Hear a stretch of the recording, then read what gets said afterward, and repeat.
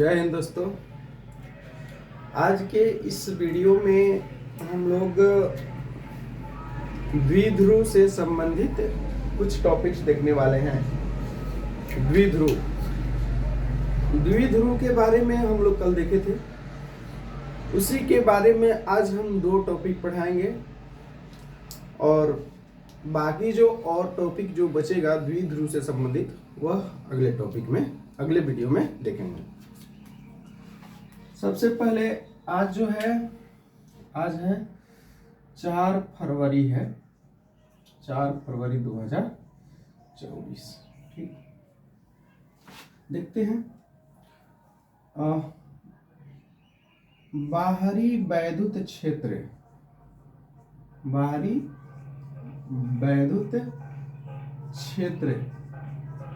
में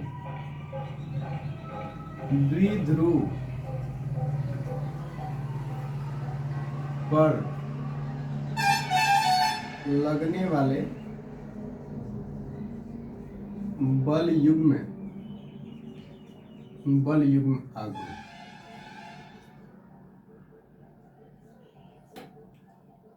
हमारा टॉपिक ये है, ठीक है। बाहरी वैद्युत क्षेत्र में द्विध्रुव पर लगने वाले बल युग्म आघूर्ण। तो इसमें हम लोग समझते हैं कि देखिए, सबसे पहले कि एक ऐसे करके ये वैद्युत क्षेत्र है।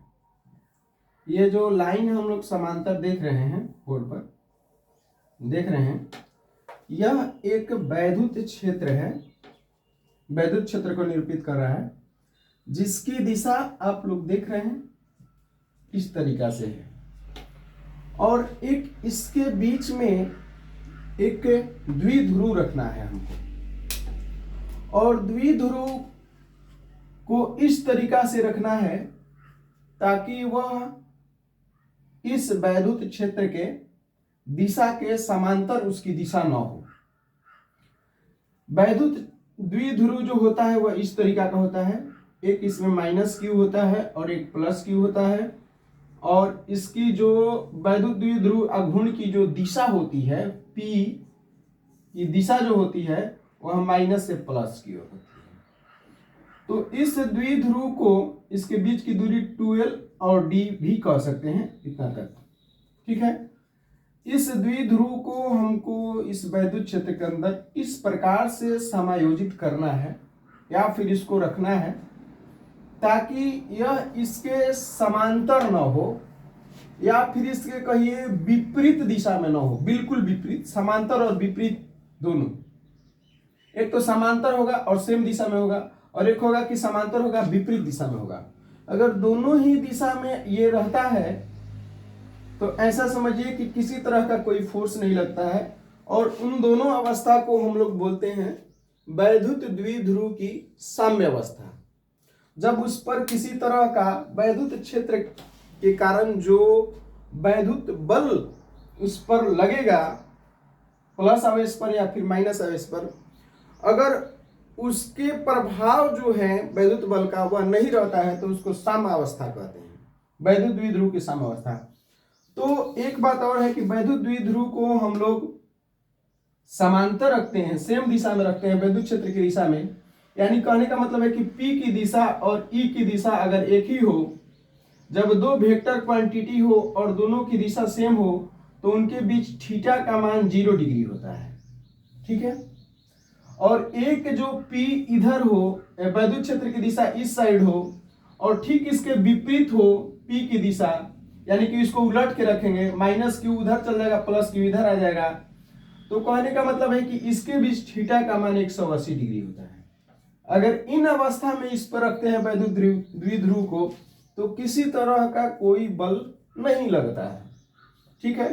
तो इस अवस्था को, जो द्विध्रुव की अवस्था है, उसको साम्यावस्था कहते हैं, ठीक है। अब हम लोग को रखना है इसके साथ कुछ एंगल पर, यानी कि इसको हम लोग तिरछा रखना पड़ेगा। ऐसे रखते हैं, वैद्युत द्विध्रुव को हम लोग इस तरीका से रख दिए, वैद्युत द्विध्रुव यहां हो गया, ठीक है।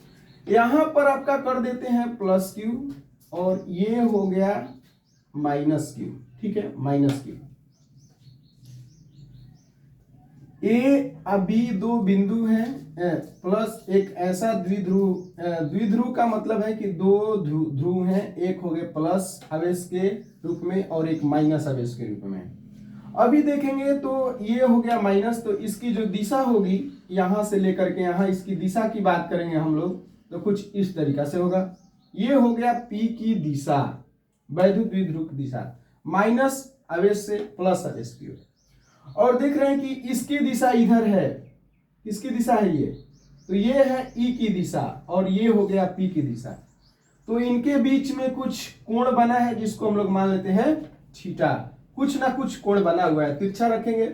एक हो गया ऐसे, E की दिशा इधर हो गया, अब जो P है उसकी दिशा इधर हो गया, द्विध्रुव में जो द्विध्रुव अघूर्ण होता है उसकी दिशा, तो इसके बीच में कुछ कोण बना हुआ है। आप लोग समझ सकते हैं कि यहाँ पर जो कोण बना हुआ है, इसी कोण के वजह से इस पर जो है ना फोर्स लगेगा। फोर्स तो समांतर रखेंगे या विपरीत दिशा में रखेंगे तो भी फोर्स लगता है, लेकिन वह फोर्स बैलेंस रहता है, संतुलित रहता है और विपरीत दिशा में रहता है, जिसके वजह से वह अपने आप को इधर उधर नहीं हो पाता है, तो उसको साम्यावस्था कहते हैं। यहाँ पर जो है इसका एक बीच में यहाँ पर एक बिंदु लेंगे और इसकी पूरा लंबाई, दोनों ध्रुव के बीच में जो लंबाई होता है वह 12 होता है। यहाँ से लेकर यहाँ तक जो 12 होता है, तो यहाँ से लेकर यहाँ तक L हो जाएगा और यहाँ से लेकर यहाँ तक L हो जाएगा। दोनों को ऐड कर देंगे L प्लस L, तो ये हमारा आ जाएगा 2L। तो कुल मिलाकर के जो लंबाई होता है वह 2L होता है। ऐसे डायरेक्ट लिखते हैं, यहाँ से लेकर यहाँ तक, बीच में यहाँ से L होता है, यहाँ से यहाँ L और यहाँ से यहाँ L, और 2L को ही हम लोग क्या बोलते हैं, D बोलते हैं। 2L बराबर D, ठीक है।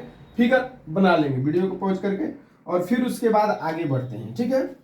अभी हम लोग देखेंगे कि यहाँ जो धन आवेश है इस पर वैद्युत क्षेत्र, देखो वैद्युत क्षेत्र की दिशा इधर है, तो इस पर एक फोर्स लगेगा और ये यहाँ पर जो है वह कुछ इस तरीका से इस पर फोर्स लगेगा।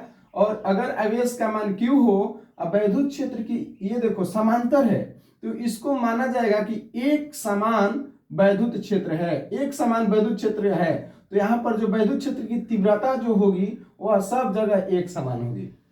अगर आपको वैद्युत क्षेत्र समांतर रूप से प्रदर्शित होता हुआ दिखाई देता है बुक में, तो समझ लीजिए कि वहां पर एक समान वैद्युत क्षेत्र की तीव्रता है सभी जगह पर। यानी कि जितना वैद्युत क्षेत्र यहाँ पर फोर्स लगा पाएगा उतना ही यहाँ पर लगाएगा, उतना ही यहाँ पर लगाएगा, तो उसको हम लोग कहते हैं एक समान वैद्युत क्षेत्र। एक समान वैद्युत क्षेत्र E है, तो इस पर लगने वाला जो बल होगा वह होगा QE, और प्लस आवेश पर बल की दिशा वैद्युत क्षेत्र की दिशा में होगी और माइनस आवेश पर लगने वाला बल की दिशा उतना ही होगा, F बराबर, और ये हो जाएगा QE, लेकिन इसकी दिशा लिखेंगे तो माइनस I कैप और इसकी दिशा लिखेंगे तो plus I cap. I cap का मतलब, I का मतलब हो गया X की दिशा में, और यहाँ पर माइनस I का मतलब हो गया माइनस X की दिशा में।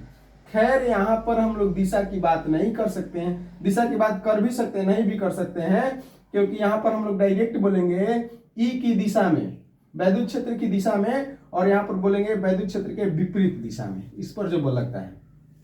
अब यहाँ पर आप समझ सकते हैं कि एक यहाँ पर आवेश हो और एक यहाँ पर आवेश हो, और एक इधर से धक्का दे रहा हो, इसको इधर मतलब उधर खींच रहा हो, और ये जो पॉइंट है माइनस Q वाला इसको इधर कोई खींच रहा हो, तो इसमें देखते हैं कि ऐसे होगा, ठीक है। और फिर ऐसे के बाद जब यहाँ तक जाएगा तो ये पूरा ऐसे हो जाएगा, और जब ये चूंकि ऐसे है तो इसमें कुछ गति के कारण ये घूम जाएगा, यहाँ पर आ जाएगा। जैसे ही फिर ऐसे आता है, ये जो है ना, ये इसकी प्रकृति बदल जाती है। यहाँ पर माइनस Q जो है वहां पर जाते समय प्लस हो जाएगा और यहाँ पर जाता है तो माइनस हो जाता है। इसमें कुछ परिवर्तन होते हैं जिसके कारण से ये रोटेट होने लगता है, ये मतलब यहाँ से रोटेट होने लगे, ऐसे आने लगेगा।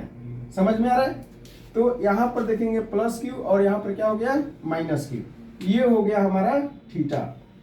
एक बात क्लियर कर लेते हैं कि ये वाला जो हो गया, इस पर बल और इस पर बल दोनों मिला के बल कितना लग रहा है इस पे, तो एक उधर दिशा में और एक इधर दिशा में, तो ये जो बीच वाला भाग है ना, यहाँ से इसका रोटेशन चालू हो जाएगा। एक और बात है कि जब किसी भी वस्तु पर दो बराबर एवं विपरीत दिशा में बल लगता है और जिसके कारण उसमें घुमाव उत्पन्न हो जाता है, यानी कि एक ही पिंड पर जब दो जगह बल लगता है तो उसको बल युग्म कहते हैं। युग्म माने जोड़ा होता है, और ये घूमने लगेगा तो इसको बल युग्म आघूर्ण कहेंगे, और इसको इंग्लिश में टॉर्क कहेंगे। ठीक है, तो सबसे पहले इसको कैसे हम लोग डिफाइन करेंगे, इसको कैसे हम लोग इसके बारे में कुछ लिख सकते हैं, तो ऐसे हम लिखेंगे नहीं, हम बोल रहे हैं। ठीक है, माना कि माइनस क्यू और प्लस क्यू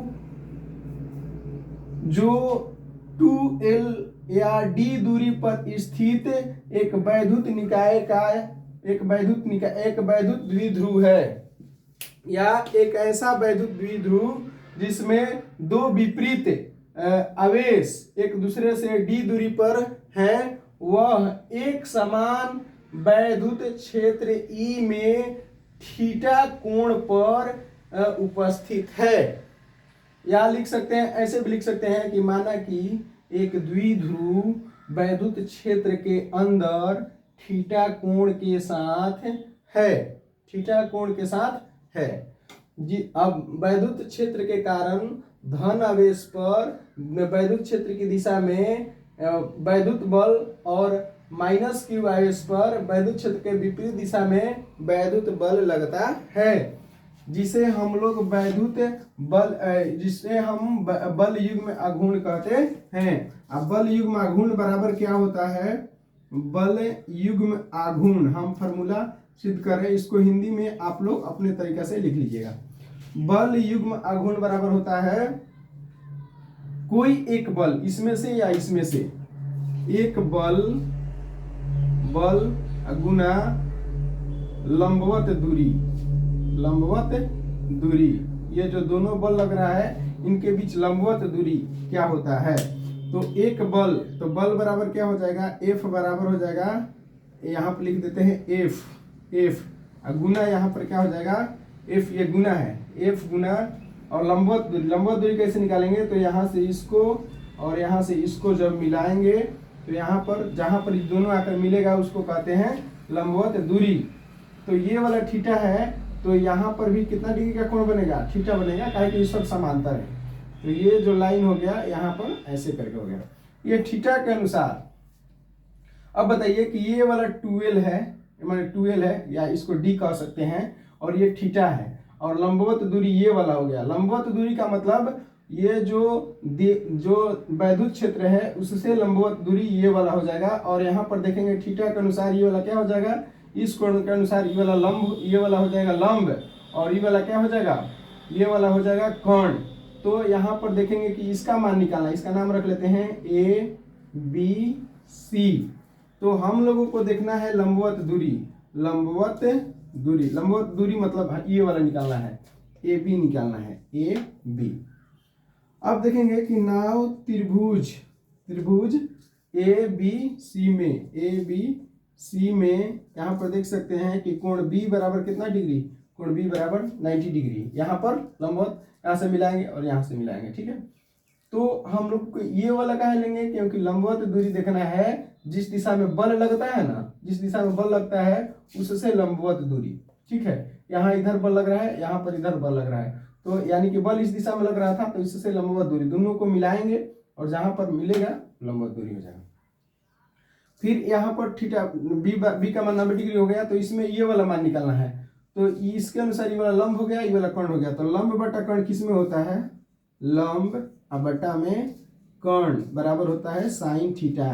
तो यहाँ पर देखेंगे कि साइन थीटा बराबर कितना आ गया, तो लंब का मान कितना दे रखा है नहीं पता है, तो लंब की जगह पर ए भी, लेकिन कर्ण का मान मालूम है, यहाँ पर क्या है 12 है, तो ए बी बराबर यहाँ से निकाल सकते हैं, साइन थीटा में 12 से गुना होगा तो साइन थीटा 12 हो गया। ठीक है, इसको आप लोग लिख लीजिए। ठीक है, रिवाइज कॉपी पर या जैसे भी इसको लिख सकते हैं। फिर चलिए हम आगे बढ़ाते हैं, इसको हटा देते हैं। ए बी बराबर आया है साइन थीटा 12। अब हम लोग यहाँ पर मान रखेंगे, चलिए पहले 1 मिनट यहाँ लिख लेते हैं। यहाँ पर कितना हो जाएगा, माइनस इसका काम है, ठीक है, माइनस आई की दिशा में ले सकते हैं। देखो ये वाला हो गया। आ गया कितना, अच्छा बल आघूर्ण, बल युग्म आघूर्ण को हम लोग इंग्लिश में टॉर्क कहते हैं और इसको हम लोग टाउ कहेंगे। क्या कहेंगे, टाउ कहेंगे, टाउ। तो टाउ बराबर कितना आ जाएगा, टाउ बराबर आ गया एक बल, गुना का चिन्ह है, गुना है, ठीक है। एक बल, बल का मान कौन, इसमें से एफ लेंगे, एफ बराबर क्या हो जाएगा क्यू ई गुना और sine theta 2l, sine theta 2l। गुना को गुना हो गया यहाँ पर, तो गुना का मतलब इसमें गुना करेंगे तो गुना हट गया, तो आ गया साइन थीटा 2l आ गया। एक लंबवत दूरी ये वाला हो गया ए बी का मान, और ये हो जाएगा क्यू ई को छोड़ देते हैं हम, क्या कर देते हैं क्यू और 2l एक जगह लिख देते हैं, ठीक है। ई यहाँ पर कर दिए, ठीक है। और यहाँ पर क्या बच गया साइन थीटा।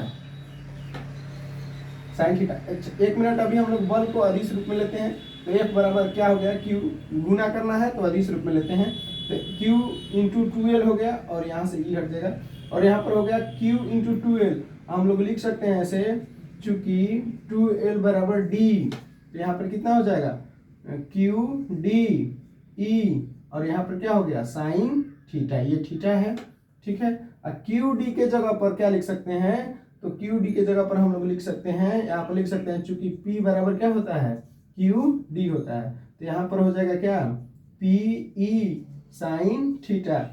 एक और चीज बताते हैं कि पी ई साइन थीटा को हम लोग ऐसे भी लिख सकते हैं, कैसे, P क्रॉस ई बराबर ऐसे लिख सकते हैं पी ई साइन थीटा। एक पता होगा कि लिखवाए होंगे ए क्रॉस बी बराबर क्या होता है ए बी साइन थीटा होता है। तो हम लोग यहाँ से, ये हमारा हो गया अदिश रूप, अदिश रूप इसको कह सकते हैं, अदिश रूप। यहाँ इसको कहेंगे हम लोग, क्या कहेंगे इसको, तो इसको कहेंगे हम लोग अदिश रूप। यहाँ तक अदिश रूप है, लेकिन जैसे ही इसको सदिश रूप में लिखना चाहेंगे तो टाउ बराबर हो जाएगा पी, देखो हाई दोनों हट जाएगा, ये सब पी ई साइन थीटा हट जाएगा, और यहाँ पर हो जाएगा पी क्रॉस ई, क्या हो जाएगा साइन थीटा नहीं होगा, पी क्रॉस ई हो गया, ठीक है। तो ये हमारा हो गया रिजल्ट, टाउ बराबर पी क्रॉस ई। ज्यादा मतलब इसमें दिक्कत नहीं है, हम लोग इसको आसानी से समझ सकते हैं। फिर एक बार समझाते हैं कि वैद्युत क्षेत्र के अंदर एक द्विध्रुव रखना है, माना कि वैद्युत क्षेत्र, एक समान वैद्युत क्षेत्र ई के अंदर एक वैद्युत द्विध्रुव स्थित है, जिसका मतलब जो थीटा कोण पर वैद्युत क्षेत्र की दिशा के साथ रखा हुआ है। जैसे मन है वैसे लिख सकते हैं, रटना नहीं है, ठीक है, यही बात को लिखना है। कोण बना हुआ है इतना डिग्री, थीटा मान लिए हैं, प्लस के ऊपर फोर्स लगेगा वैद्युत क्षेत्र की दिशा में, माइनस पर फोर्स लगेगा वैद्युत क्षेत्र के विपरीत दिशा में। हम लोगों को निकालना है बल युग्म, दोनों पर बल लगने के कारण ये वाला रोटेट होगा ऐसे, तो रोटेट होगा तो वह कितना, दोनों मिलाकर के बल युग्म टॉर्क जो लग रहा है घुमा रहा है वह कितना लगेगा, तो एक बल ले लेना है इसमें से, F बराबर क्यू ई, ठीक है, क्यू ई हो गया। और एक बल लंबवत दूरी का मतलब हो गया कि वैद्युत क्षेत्र से लंबवत दूरी ऐसे लेना है, तो वैद्युत क्षेत्र इधर हो गया, लंबवत दूरी ई वाला हो गया, तो हमको ई निकालना है, तो इस थीटा के अनुसार ई वाला हो जाएगा लंब और ई वाला हो गया कर्ण। लंब बटा कर्ण किस में होता है, तो साइन थीटा में, साइन थीटा में रख देंगे लंब का मान, तो ए बी निकाल लेंगे, ए बी बराबर साइन थीटा इंटू 2l आ गया। और टॉर्क के जगह पर हम लोग लिख सकते हैं, बल के जगह पर Q E sine theta 2l, लंबवत दूरी कितना आ गया हमारा साइन थीटा 2l रख दिए। और इसमें से हम क्या कर लिए ना कि इसको एक जगह कर लिए, क्यू को और 2l को एक जगह कर लिए, हो गया। और ये साइन थीटा, क्यों इसको एक जगह किए, क्योंकि 2l के जगह पर d रखते हैं तो क्यू डी हो जाता है, p बराबर क्यू डी, तो यहाँ पर रख दिए हम, तो आ गया हमारा इस तरीके से, ठीक है। अब हम लोग इस तरीके इसके बारे में कुछ और समझ लेते हैं, इसको हटा देते हैं तो लिख लेंगे। चलिए देखते हैं, टाउ बराबर हमारा कितना आया है, टाउ बराबर आ गया है P क्रॉस ई, या लिख सकते हैं टाउ बराबर पी ई साइन थीटा, ठीक है, पी ई साइन थीटा लिख सकते हैं।